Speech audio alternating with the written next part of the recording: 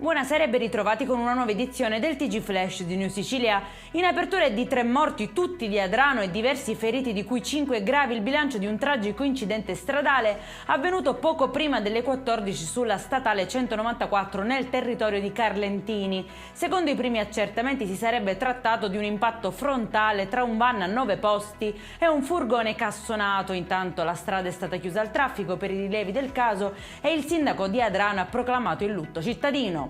Confermata dalla Corte d'Assise d'Appello la condanna all'ergastolo per il 65enne ex pescatore di Selinunte Ernesto Favara, accusato dell'omicidio della moglie Maria Amatuzzo. La donna, una 29enne palermitana, fu uccisa alla vigilia di Natale del 2022 con 28 coltellate nell'abitazione che fino a poco tempo prima aveva condiviso con il marito.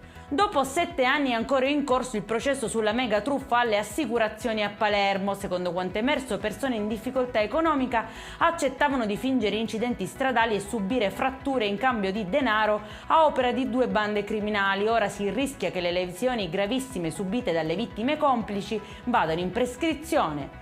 In arrivo da Roma risorse per 43 milioni di euro per interventi prioritari di mitigazione del rischio idrogeologico in 8 comuni siciliani. E questa è la dotazione finanziaria che il Ministero dell'Ambiente e della Sicurezza Energetica ha riconosciuto all'isola. E in chiusura il meteo, cieli nuovamente grigi e rischio piogge per la giornata di domani in Sicilia, temperature in lieve calo. Per questa edizione è tutto, prossimo appuntamento domani alle 13:30, buona serata!